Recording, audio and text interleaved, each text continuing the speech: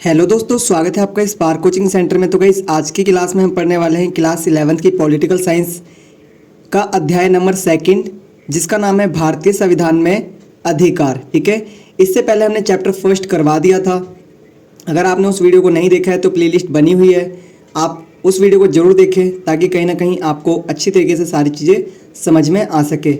Second, आपको बता दूं कि जो मैंने लास्ट ईयर मतलब कि 2024 से 25 वाली जो वीडियो बनाई थी पॉलिटिकल साइंस 11th क्लास की, उसका मैंने डिस्क्रिप्शन में लिंक दे दिया है, वो भी आप जाकर देख सकते हैं और वहाँ से भी इंपॉर्टेंट क्वेश्चन छाट सकते हैं। ठीक है, साथ ही साथ यहाँ पर आपको मिल जाएगा स्पोकन इंग्लिश का कोर्स, आप वो भी कर सकते हैं यहाँ पर। ठीक है, प्लेलिस्ट बनी हुई है सभी की। ठीक है, और हमारा दूसरा यूट्यूब चैनल है जिसका नाम है spark coaching centre for English, आप वहाँ से भी मुझसे इंग्लिश सीख सकते हैं। तो आइए स्टार्ट करते हैं वीडियो को।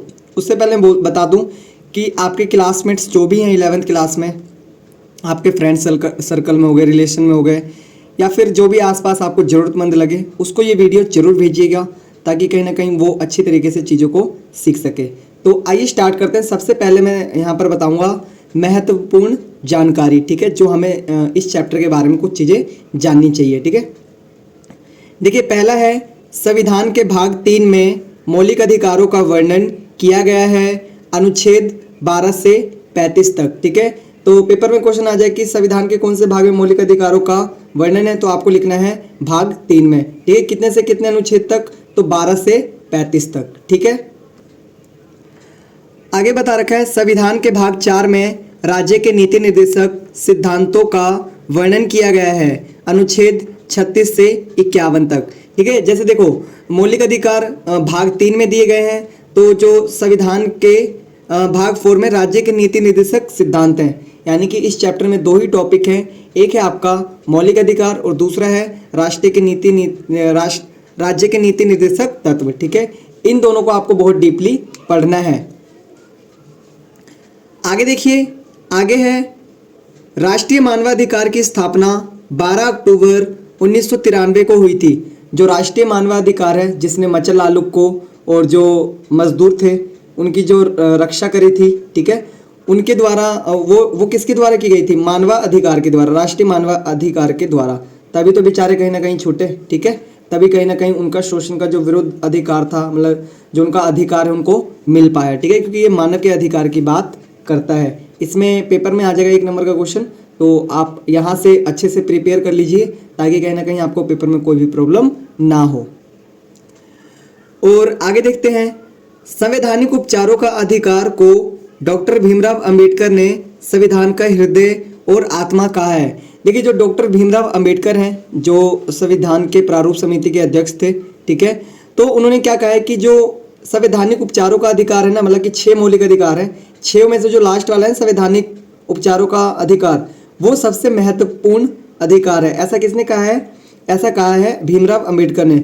हो सके पेपर में ये 1 नंबर का आ सकता है। तुम जो मैंने चारों चीज़ें बताई हैं ना अभी आपको, वो चारों मोस्ट इंपॉर्टेंट है, पेपर में आ सकते हैं, आपको पढ़ने हैं। ठीक है, और ये मेरा नंबर है, ठीक है, ऑफिशियल नंबर फॉर ट्यूशन। ठीक है, 8178988103। मेरा नाम है बिट्टू कुमार। और अगर आपको इस चैप्टर के फुल नोट्स चाहिए तो हमने पर चैप्टर 10 रुपीज़ रखा है। अगर आप फर्स्ट टर्म के अकॉर्डिंग खरीदते हैं तो 6 चैप्टर आएंगे अभी फर्स्ट टर्म में, तो कीमत बन रही है 60 रुपये, लेकिन हम उसके ले रहे हैं 50 रुपये। देखिए, 50 रुपये अगर आप पढ़ाई पे खर्च कर रहे हैं तो ये कोई बड़ी बात नहीं है। ठीक है, बहुत छोटा सा अमाउंट है। आप चाहें तो अगर आपको फुल नोट्स चाहिए तो आप बिल्कुल परचेज़ करिए और देखिए कि किस तरीके से हमने चीज़ों को करवाया है, क्योंकि ये तो आपको शॉर्ट्स नोट बता रहा हूँ मैं, हम पे फुल नोट्स भी हैं इसके। अगर आप उसको परचेज़ करते हैं तो कहीं ना कहीं आपके जो पेपर हैं उसमें जो क्वेश्चन आएंगे ना, वो चांसेस है कि यहीं से आएंगे और आप इजीली उन क्वेश्चंस को हल करके और आसानी से कहीं ना कहीं पेपर में अच्छे मार्क्स गेन कर पाएंगे। तो ये मेरा नंबर है, आप कभी भी कांटेक्ट कर सकते हैं व्हाट्सएप पे, या फिर कांटेक्ट करके आप PDF परचेज कर सकते हैं। ठीक है, अब देखिए, अभी हमने पढ़ा था महत्वपूर्ण जानकारी, अब है हमारा महत्वपूर्ण प्रश्न। ठीक है, तो प्रश्न नंबर फर्स्ट है, इसमें मैं वही क्वेश्चन करवा रहा हूँ जो मोस्ट इंपॉर्टेंट है, और जो हमारी जो PDF है, यानी कि जो नोट्स हैं, ठीक है, जो मैंने खुद लिखे हैं, आप उसको भी परचेज कर सकते हो। उनमें और भी क्वेश्चन है जिनके चांसेस पेपर में होते हैं आने के। ये तो बहुत छोटे नोट्स हैं, उसमें आपको ज़्यादा क्वेश्चन मिलेंगे। ठीक है, देखिए मौलिक अधिकार क्या है, सबसे पहला ही क्वेश्चन है कि मौलिक अधिकार क्या है। ठीक है, आंसर देखिए, मौलिक अधिकार वह अधिकार है जिसके द्वारा व्यक्ति अपना व्यक्तिगत विकास करता है और वह व्यक्ति के लिए अति आवश्यक अधिकार है। समझ में आया? देखिए मौलिक अधिकार वह अधिकार है जिसके द्वारा व्यक्ति अपना विकास करता है, यानी कि खुद का विकास कर पाता है। अगर मौलिक अधिकार नहीं होंगे तो व्यक्ति अपना भी विकास नहीं कर पाएगा। ठीक है, और वह व्यक्ति के लिए अति आवश्यक अधिकार है, और बिना मौलिक अधिकार के व्यक्ति का जीना बेकार है, क्योंकि कुछ मिलेगा ही नहीं, किसी चीज़ पे अधिकार नहीं होगा उसका, ना ही बोलने पे, ना ही रहने पे, ना ही यहाँ वहाँ घूमने पे, ठीक है, ना ही जॉब पाने के, ना ही शिक्षा का। तो कैसे व्यक्ति अपना विकास कर पाएगा?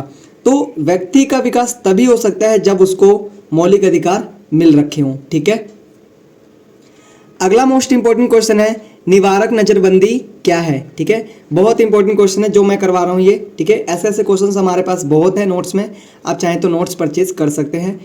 50 रुपीज़ में आपको 6 चैप्टर मिल जाएंगे फर्स्ट टर्म के। तो मैं तो सजेस्ट करूँगा बिल्कुल करो, 50 रुपये कोई बड़ा अमाउंट नहीं है, आप इजीली इन्वेस्ट कर सकते हैं अपनी स्टडी पे। ठीक है, आगे देखिए निवारक नजरबंदी क्या है। ठीक है, तो आंसर है कभी कभी व्यक्ति को इस आशंका पर भी गिरफ्तार किया जा सकता है कि वह कोई गैर कानूनी कार्य करने वाला है। देखो कभी कभार ना किसी व्यक्ति को शक के आधार पर गिरफ्तार कर लिया जाता है। ठीक है, आशंका यानी शक है कि ये कोई गैर कानूनी काम कर सकता है। ठीक है, और फिर उसे वर्णित प्रक्रिया का पालन किए बिना ही कुछ समय के लिए जेल भेजा जा सकता है। इसे ही निवारक नजरबंदी कहते हैं। मतलब कि उसको ना कुछ समय के लिए क्या कर देंगे, जेल में डाल देंगे। ठीक है, और इसकी लिमिटेड है, 3 महीने तक उसको जेल में डाला जा सकता है, 3 महीने बाद ऑटोमेटिकली उसको छोड़ दिया जाएगा। ठीक है, यानी कि 3 महीने तक उसको रख सकते हैं अगर चाहेंगे तो, अदरवाइज 15 दिन में छोड़ सकते हैं, 10 दिन में छोड़ सकते हैं। समझ में आया? निवारक नजरबंदी का मतलब होता है किसी व्यक्ति को इस शक पर गिरफ्तार कर लेना कि वो कोई सा गैर कानूनी काम कर सकता है। ठीक है, इसलिए उसको गिरफ्तार करके क्या करेंगे, जेल में डाल देंगे। ठीक है, और जेल में डालने के बाद उसको सिर्फ 3 महीने, लास्ट 3 महीने, मच्छर लालू के जैसा नहीं कि 56 सालों तक उसको जेल में डालेंगे, नहीं, उसको सिर्फ 3 महीने तक ही अधिकतम जेल में रख सकते हैं। ठीक है, कम भी छोड़ सकते हैं, मतलब 15 दिन में, 10 दिन में, 12 दिन में। ठीक है, ऐसा छोड़ भी सकते हैं, लेकिन हद से ज़्यादा कितने महीने तक रख सकते हैं, 3 महीने तक। मच्छर लालू के जैसा नहीं कि उसको पूरा बूढ़ा कर देंगे, ऐसा नहीं कर सकते। ठीक है, आगे है क्वेश्चन तीसरा, बंदी प्रत्यक्षीकरण क्या है। ठीक है, तो ये तीनों क्वेश्चन मोस्ट इंपॉर्टेंट है, आप याद करके जाइए, पेपर में जरूर आएगा। और मैंने डिस्क्रिप्शन में लिंक दे दिया है चैप्टर नंबर मतलब पूरी प्लेलिस्ट का ही जो मैंने अभी मार्च में करवाया था 2024 से 25 वाले सेशन में। ठीक है, मोस्ट इंपॉर्टेंट क्वेश्चन मैंने बता रखे हैं, तो आप उसमें से एक बार जरूर पढ़िए। आगे देखिए बंदी प्रत्यक्षीकरण क्या है, जानते हैं। बंदी प्रत्यक्षीकरण के द्वारा न्यायालय किसी गिरफ्तार व्यक्ति को न्यायालय के सामने प्रस्तुत करने का आदेश देता है। देखो बंदी प्रत्यक्षीकरण के द्वारा क्या होता है कि कोई भी चाहे कैदी हो, किसी को भी पुलिस ने गिरफ्तार करा तो उसको कहाँ पर ले जाना पड़ेगा, न्यायालय में। ठीक है, 24 घंटे के भीतर। यदि गिरफ्तारी का तरीका या कारण गैर कानूनी या असंतोषजनक हो तो न्यायालय गिरफ्तार व्यक्ति को छोड़ने का आदेश दे सकता है। अगर न्यायालय को लगेगा कि जो गिरफ्तार व्यक्ति है ना, उसको गिरफ्तार बेवजह ही किया गया है, किसी गैर कानूनी, उसने कुछ नहीं करा काम, कोई गलत काम नहीं करा, असंतोषजनक है, मतलब कि उसको मतलब कि अजीब तरीके से गिरफ्तार कर लिया, कि मतलब गए और किसी भी चीज़ के प्रति गिरफ्तार कर लिया, तो ऐसे में क्या होगा, ऐसे में ना न्यायालय क्या करेगा, उस व्यक्ति को, जो गिरफ्तार व्यक्ति है, उसको छोड़ने का आदेश दे सकता है। बोलेगा इसको छोड़ दो, क्यों, क्योंकि इसने तो कोई गैर कानूनी काम करा ही नहीं, और उसकी गिरफ्तारी का जो तरीका है वो भी असंतोषजनक है। तो ऐसे में क्या करेंगे, उसको छोड़ देंगे। इसी को कहते हैं बंदी प्रत्यक्षीकरण। ठीक है भाई, अगला क्वेश्चन है चौथा क्वेश्चन, ये मोस्ट इंपॉर्टेंट क्वेश्चन है, आपको जरूर पढ़ना है। 6 नंबर का आ सकता है पेपर में, या फिर 4 का, या फिर 2 का, लेकिन आएगा जरूर, चाहे 4 का, चाहे 6 का, चाहे 2 का। इसको पढ़ के जाइए, क्योंकि ये कहीं ना कहीं आपको 6 मार्क्स दिलवा सकता है। ठीक है, मोस्ट इंपॉर्टेंट क्वेश्चन लिख लीजिए 6 नंबर। आगे देखिए, राज्य के नीति निर्देशक तत्वों के बारे में विस्तार से बताइए। तो यहाँ पर क्या करना है कि राज्य के नीति निर्देशक तत्व होते क्या हैं, इसके बारे में आपको अच्छे से बताना है। तो आंसर देखिए, राज्य के नीति निर्देशक तत्व के बारे में निम्नलिखित है। जो राज्य के नीति निर्देशक तत्व होते हैं उसके बारे में नीचे दिया गया है। इस पूरे चैप्टर में 2 ही टॉपिक इंपॉर्टेंट है, पहला मौलिक अधिकार और दूसरा है आपका ये राज्य के नीति निर्देशक तत्व। ठीक है, इनमें से एक क्वेश्चन आएगा 6 मार्क्स का, तो पढ़ के जाइए ताकि कहीं ना कहीं 6 मार्क्स ला सके। देखिए पहला दिखा रखा है नीति निर्देशक तत्व ऐसे अधिकार हैं जिनके लिए न्यायालय में कोई दावा नहीं किया जा सकता। देखिए जो नीति निर्देशक तत्व है ना, वो ऐसे अधिकार हैं, व्यक्ति को ऐसे अधिकार मिलते हैं जिनका अगर हनन हो जाए ना तो आप न्यायालय में नहीं जा सकते। जैसा कि फिलहाल में बीजेपी सरकार ने करा कि पहले तो बोला कि महिलाओं को 25-25 रुपये मिलेंगे, वो भी नहीं मिले। फिर बिजली फ्री 300 यूनिट, वो भी नहीं मिली। मतलब बहुत सारी चीज़ें बेकार हो गई। ठीक है, तो हम न्यायालय जा सकते हैं? नहीं जा सकते। क्यों? क्योंकि वो ना राज्य की मर्जी होती है, राज्य सरकार की मर्जी कि वो देना चाहती है नहीं देना चाहती। ठीक है, आगे देखिए दूसरा, नीति निर्देशक तत्वों द्वारा किसी समाज में समानता लाने, सबका कल्याण करने के लिए काम किया जाता है। ये क्या करता है पता है आपको कि ना, जैसे अमीर गरीब है तो उनके बीच जो डिफरेंस इतना बढ़ गया ना, उसको बराबर लाने का काम करता है। और जो व्यक्ति ज़्यादा गरीब है उसको थोड़ा सा गरीबी से उठाकर ऊपर लाने की बात को सहमति करता है राज्य के नीति निर्देशक तत्व। ठीक है, याद रखना। आगे देखिए तीसरा पॉइंट है, यह आयरलैंड के संविधान से लिया गया है। कहाँ से लिया गया है? आयरलैंड के संविधान से। ठीक है, बस यही लिखना है। चौथा देखिए, भारतीय संविधान के भाग 4 में अनुच्छेद 36 से 51 तक इसका वर्णन है। ठीक है, ये मैंने आपको पहले भी बताया था और अभी भी बता रहा हूँ। ठीक है, महत्वपूर्ण जानकारी में भी आपको मैंने बताया था। मोस्ट इंपॉर्टेंट है, आप लिख के रख लीजिए कि ये पेपर में डेफिनेटली आएगा। ठीक है, पांचवा है इसका उद्देश्य है सामूहिक रूप से भारत में आर्थिक एवं सामाजिक लोकतंत्र की रचना तथा कल्याणकारी राज्य की स्थापना करना। ठीक है, इसका मुख्य कार्य क्या है कि ना, आर्थिक और सामाजिक लोकतंत्र की रचना करना। मतलब कि जो भारत में सभी लोग हैं उनको आर्थिक लाभ हो सके और सामाजिक लाभ भी हो सके, कहीं ना कहीं उनका जो एक विकास है वो हो सके। ठीक है, ऐसा। छठा देखिए, इनमें कुछ ऐसे भी अधिकार हैं जो व्यक्ति को मौलिक अधिकारों के अलावा भी मिलने चाहिए। बताया गया है कि ना, देखो व्यक्ति को मौलिक अधिकार तो ठीक है, वो तो मिलने ही चाहिए डेफिनेटली, लेकिन ये जो नीति निर्देशक तत्व है ना, इनमें से भी कई अधिकार व्यक्ति को दिए जाने चाहिए ताकि कहीं ना कहीं व्यक्ति और भी अपने सही तरीके से विकास कर सके। अब देखिए क्वेश्चन नंबर 5 है, भारतीय संविधान में दिए गए स्वतंत्रता के अधिकार की व्याख्या कीजिए।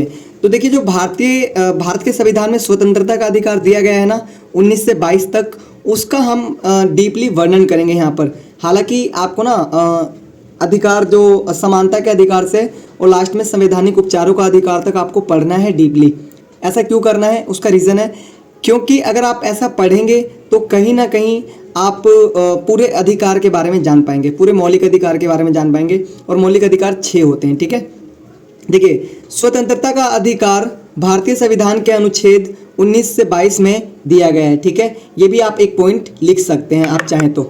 ठीक है बच्चों, ये भी आप एक पॉइंट लिख सकते हैं।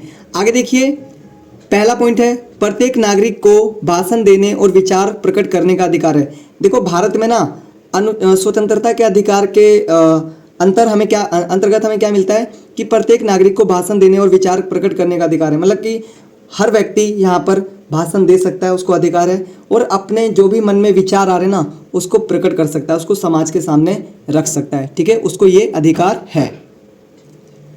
आगे देखिए, आगे है सेकंड पॉइंट, प्रत्येक नागरिक को शांतिपूर्ण तथा बिना हथियारों के इकट्ठा होने और किसी समस्या पर विचार करने की स्वतंत्रता है। मतलब कि देखो भारत के प्रत्येक व्यक्ति को ये अधिकार है कि वो किसी भी मैटर पर और किसी भी चीज़ पर कोई भी बात हो जाए उस पर बहुत सारे समूह बनाकर इकट्ठा हो सकते हैं और समस्या पर विचार कर सकते हैं। लेकिन एक शर्त है, वो बिना हथियार के हों, मतलब उन पर कोई भी हथियार नहीं होना चाहिए। ठीक है, नेक्स्ट है आपका तीसरा पॉइंट, नागरिकों को संस्थाएं तथा संघ बनाने की स्वतंत्रता है। मतलब कोई भी नागरिक है उसको अपने 4-5 लोगों को जोड़कर वो संघ बना सकता है। ठीक है, और संस्थाएं बना सकता है। ठीक है, उसको ये अधिकार दिया गया है। ठीक है, मौलिक अधिकार में। आगे है, नागरिकों को भारत में कहीं भी घूमने फिरने की स्वतंत्रता है। मतलब आपने देखा होगा भारत में चाहे दिल्ली में रह रहा हो व्यक्ति तो वो तमिलनाडु जा सकता है, और तमिलनाडु का व्यक्ति पश्चिम बंगाल जा सकता है, और पश्चिम बंगाल का व्यक्ति गुजरात जा सकता है। मतलब किसी को कोई भी रोक टोक नहीं है। ठीक है, आगे देखिए पांचवा, नागरिकों को कहीं भी रहने व बसने की स्वतंत्रता है। देखो नागरिक कहीं भी रह सकता है, कहीं भी बस सकता है। जैसे मैं अभी दिल्ली में रह रहा हूँ तो मैं चाहूँगा कि तमिलनाडु में जाना चाहता हूँ, मैं बसना चाहता हूँ तो मैं वहाँ पर भी रह सकता हूँ। लेकिन ये सिर्फ भारत में ही हो सकता है, अदर कंट्रीज़ में नहीं हो सकता। जैसे मैं चाहूँ कि मैं भारत में हूँ, मैं जाके बसूँ इंग्लैंड में, तो नहीं हो सकता। ये सिर्फ भारत में ही अप्लाई हो सकता है। आगे देखिए, छठा, प्रत्येक नागरिक को अपना व्यवसाय करने की स्वतंत्रता है। अब देखो, भारत में कोई व्यक्ति है, अब वो व्यक्ति चाहे कोई सा भी कार्य कर सकता है। उसका मन है कि मुझे कंपनी में जॉब करना है तो कंपनी में कर सकता है, वो चाहे तो अपना कुछ पर्सनल जॉब खोलना चाहता है तो पर्सनल वर्क खोलना चाहता है तो बिजनेस कर सकता है। मतलब व्यक्ति को यहाँ पर छूट है किस चीज़ की? व्यवसाय करने की। ठीक है, समझ में आया? मतलब कि ये जो 6 पॉइंट आपको मैंने बताया स्वतंत्रता के अधिकार में आपको लिखना आएगा और पेपर में आ सकता है डेफिनेटली। आगे देखिए, एक क्वेश्चन आपका बच्चा है, क्वेश्चन नंबर 6। भारतीय संविधान में मौलिक अधिकार दिए गए हैं, इनका संक्षेप में वर्णन कीजिए। देखिए, इसका जो आंसर है वो हमारे पीडीएफ नोट्स में है। तो मैंने आपको पहले ही वीडियो के शुरुआत में बता दिया है कि वो आपको लगभग एक चैप्टर के 10 रुपये में हम पीडीएफ दे रहे हैं। अगर आप पहला, दूसरा, तीसरा, चौथा, पांचवा, छठा यानी कि फर्स्ट टर्म में 6 ही चैप्टर आएंगे। अगर आप सभी चैप्टर्स को एक साथ परचेज करते हैं तो उसकी 50 रुपये कॉस्ट पड़ेगी। और मैं चाहूँगा कि आप ज़रूर परचेज़ करें अगर आप अच्छे नंबर गेन करना चाहते हैं। 50 रुपये कोई बड़ा अमाउंट नहीं है आपकी पढ़ाई के लिए। ठीक है, तो आप इजीली कर सकते हो। और समझदार बच्चे हैं आप, 11वीं क्लास में आ गए हैं तो 11वीं क्लास में आप इजीली घर से ले सकते हैं। और क्या नाम है, आप इजीली इस पीडीएफ को परचेज करके अपने 11वीं क्लास में अच्छे मार्क्स गेन कर सकते हैं। मेरा नंबर है 8178988103। ठीक है, मेरा नाम है बिट्टू कुमार। और आप जब भी इस नोट्स को परचेज करेंगे तो आप एक बार इस नंबर पे कॉल कर लीजिएगा और फिर मैं आपको बता दूंगा कि जो हमारा फ़ोनपे पेटीएम वाला जो भी नंबर है वो कौन सा है। आप उस पर फ़ोनपे पेटीएम करेंगे, आपके व्हाट्सएप पे पीडीएफ सेंड हो जाएगी। ट्राई करेंगे, ज़रूर खरीदें, क्योंकि कहीं ना कहीं अगर आप खरीदते हैं तो आपको बेनिफिट मिलेगा। और आप चाहें तो डिस्क्रिप्शन में मैंने लिंक दे दिया है जो मैंने पिछली बार 11वीं क्लास के जो इंपॉर्टेंट क्वेश्चन बता दिए हैं उसका। और बहुत बेहतरीन नोट्स लिखे गए हैं हमारे द्वारा। तो अगर आप उन नोट्स को पढ़ेंगे तो आपको पता लग जाएगा। अभी ये शॉर्ट्स नोट्स हैं, मतलब कि ये तो 6 क्वेश्चन और हमने 25-26 क्वेश्चन करवा रखे हैं। पेपर में मोस्टली क्वेश्चन वहाँ से आते हैं। ठीक है, तो मैं चाहूँगा कि आप ज़रूर एक बार परचेज़ करें और देखें। चाहे तो आप एक चैप्टर पहले परचेज़ करके देखिए किस तरीके के नोट्स हैं, फिर आप अदर चैप्टर्स परचेज़ कर सकते हैं। साथ ही साथ मैं भी आने वाले टाइम में जैसे सितंबर में मैं वीडियो बनाऊंगा किसकी, जो जैसे हम बच्चों को फिजिकली भी पढ़ाते हैं हम, तो जो बच्चे को हम टेस्ट लेते हैं ना, उनकी एक ही में सभी की वीडियो बना दूंगा मैं। ठीक है, तो आप उसमें से बहुत मोस्ट इंपॉर्टेंट क्वेश्चन छांट लेना और पेपर में डेफिनेटली वो क्वेश्चंस आएंगे। तो साथ ही साथ यहाँ पर आप इंग्लिश भी सीख सकते हैं। और हमारा दूसरा चैनल है जिसका नाम है spark coaching centre for English, आप वहाँ पर भी जाके इंग्लिश सीख सकते हैं। तो मिलते हैं नेक्स्ट वीडियो में एक यूजफुल वीडियो के साथ। तब तक के लिए टाटा बाय बाय, जय हिंद, जय भारत।